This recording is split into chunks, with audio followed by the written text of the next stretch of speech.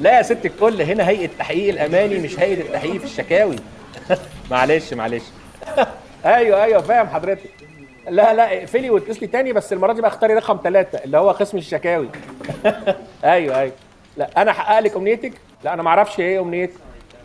لا لا مش هينفع في التليفون. ايوه ايوه حضرتك اتمني، واحنا ان شاء الله نحقق لك امنيتك اول ما توصل لنا. شكرا يا فندم، مع الف سلامه. يا امين. هات لي ملف امنيات النهارده خلينا نحققه. يا استاذ تحقيق، في مشكله. خير؟ لا يا فندم، في واحد طالب امنيه بقاله اكتر من سنه ونص يا فندم ولسه ما مش اتحققتش. ممكن. انت متاكد من الكلام ده؟ ده اهمال، ده تسيب يا ابني. لو الكلام ده صح انا هخصم لكل واحد فيكم 3 اماني مستعجله. بعت لي طلب الامنيه دي بسرعه. لا يا فندم، ده طلبها على اليوتيوب، اصله يوتيوبر. كمان يوتيوبر؟ انفلونسر؟ يعني فضحنا وجرسنا. خلينا اشوف. ودي ميزه تانية في منشار بوش اللي قلت لكم عليه، انه معمول بمفصلات متحركه، تقدر ترجعه للحيطه ورا خالص وتستغل كل المساحه اللي قدام. ادعوا لي اشتريه لانه عاجبني جدا وعامل لي خرم في دماغي وعيني هتطلع عليه. الراجل طلب امنيته وقال عينه هتطلع عليها، نقوم احنا نتاخر عليه سنه ونص؟ هم 5 دقايق يا امين وتكون امنيته متحققه، وانا بقى ليا صرفه معاكم. انا هوريكم حالا تنفذوا للراجل ده امنيته. يا رب الموضوع ما يوصلش للاتش ار.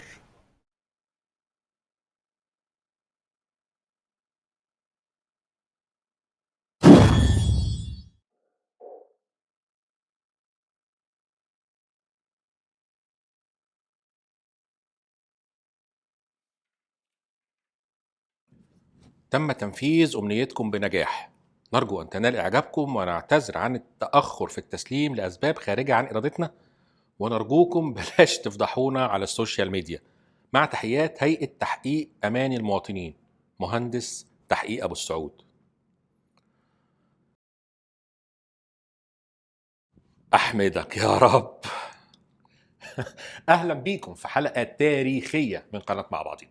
سبحان الله، انا فعلا اتمنيت المنشار ده في يوم من الايام وربنا استجاب لدعائي ولدعائكم. وعشان انا مش عايز اطول عليكم رغم ان الموضوع يستحق التطويل، انما انا عايز بس اكلمكم انا ليه كنت بتمنى المنشار ده بالتحديد. يعني مش هكلمكم هو بيعمل ايه وبيشتغل ازاي ومميزاته العامه ايه، انا بس هكلمكم على الفارق بينه وبين كل المناشير التانية اللي في الدنيا. الفوارق دي هي اللي خلتني اقول في يوم من الايام ان عيني هتطلع عليه. الحلقه مش هنستعرض فيها امكانيات الجهاز قد ما هنستعرض المميزات المتفرده واللي اتجمعت في المنشار الرأسي العجيب ده من بوش GCM 12 GDL البروفيشنال. يلا بينا نبدأ مع بعضينا.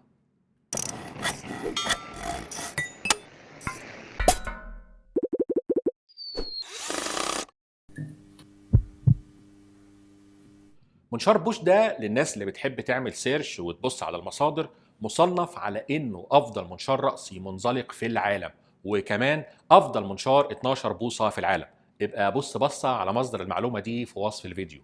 واول ميزة في المنشار ده انك بتفتحه من كرتونته تشتغل بيه على طول من غير تركيبات او تعشيقات او تشحيم او تقفيل.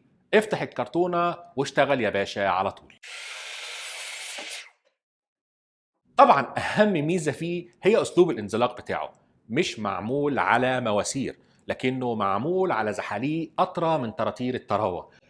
دراعات روبوتيه الشكل ناعمه جدا في حركتها، بقدر حتى اسحب المنشار واحركه بصوبع واحد، وكمان بقدر اتحكم في درجه النعومه دي من خلال المفتاح هنا بحيث اخلي النعومه اقل او اكتر حسب رغبتي والشغل اللي بشتغله. طب هل الدراعات الروبوتيه دي بس ميزتها النعومه؟ ابسوليوتلي. ميزتها الاخطر هي ان المنشار ما بيضيعش مساحه البنش على الفاضي، بقدر ازق المنشار ورا خالص على الحيطه واستغل كل مساحه البنش اللي قدامي. انما في الانواع اللي بمواسير بخسر حوالي 30 سم من البنش عشان اسيب مساحه ورا المنشار للمنزلق بتاعه. وطبعا مش محتاج اقول ان بقدر الغي الدراعات الروبوتك الخاصه بتاعته واخليه ثابت. مجرد ما بقفل الزرار ده بيثبت معايا ومش بيتحرك. المنشار فيه خطين ليزر مش خط واحد. الخطين عشان يوروني حدود السلاح، سمكته يعني. بيقول لك السلاح هينزل هنا يا سيدي المعلمين، فظبط بقى مكان القصه عشان يقص معاك على الصح وفي السليم. خد بقى عندك الدماغ دي. حاجه تفرح الصراحه. المنشار بيلف معايا مش 45 شمال ويمين، المنشار بيلف 60 درجة يمين و52 درجة شمال. وطبعا المنشار بيقف عند الدرجات المهمة والأساسية، يعني 0 و15 و22.5 و31.6 و45 و60 طبعا. الناس بقى اللي عارفين المنشار الرأسي فاهمين إنها كانت معضلة شوية، قص خشبة بدرجة 60 في بعض الحالات، إنما هنا خلاص اتحلت. إنما ليه الناحية التانية 52 مش 60 برضو؟ ده سؤال اعتبره من الالغاز اللي ما فهمتهاش. كنتوا كملوا جميلكم وخلوها 60 شمال برضه. نقول ده عيب؟ طيب هنخليه سؤال لحد ما حد يجاوبنا عليه ويقول لنا ليه 52 شغال بس.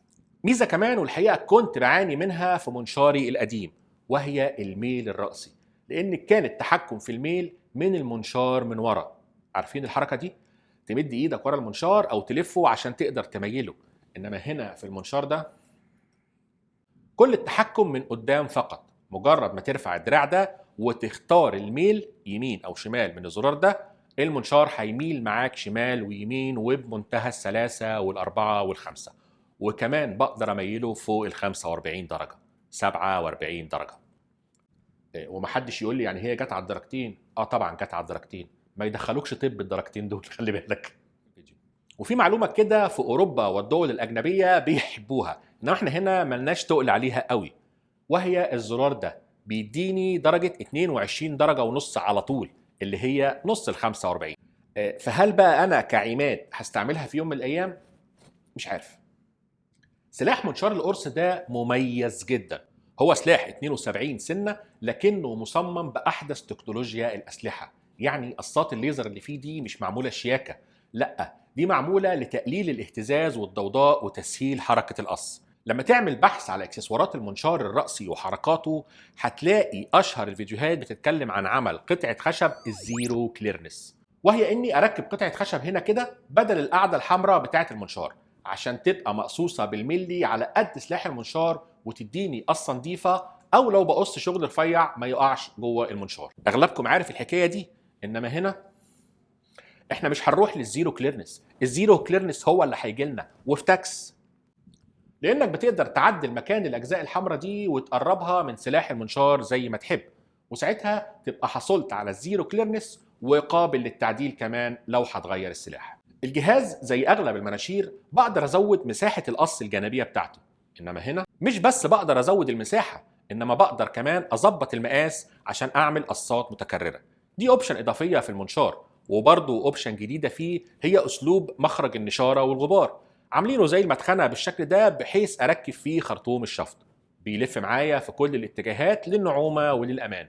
وخد لك اوبشن مميز جدا، ان كل التعديلات اللي بعدلها في المنشار بتتم بمفتاح الان كي واحد بمقاسين مختلفين، وله مكان ثابت في المنشار كمان هنا اهو. واخيرا وليس اخرا، الجهاز بيعمل 4000 لفه في الدقيقه بقوه 1800 واط.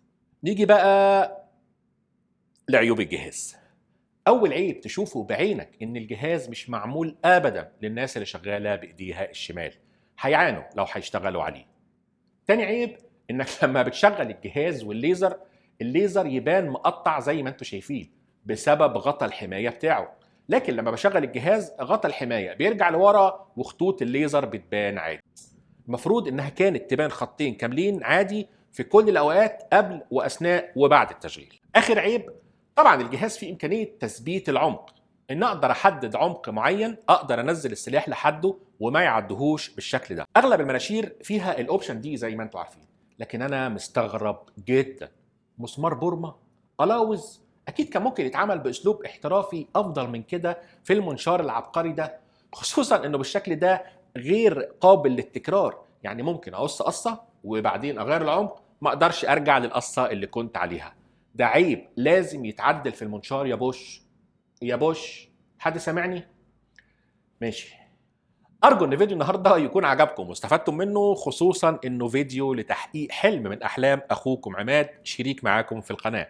فلو طولت عليكم سامحوني، ولو عجبكم الفيديو ما تنسوش تدعوا لي. احنا متعودين ما نطلبش منكم الاشتراك في القناه الا لو الفيديو عجبكم، وكالعاده مش هوصيكم على لايك والشير، وان شاء الله نتقابل على خير. سلام عليكم.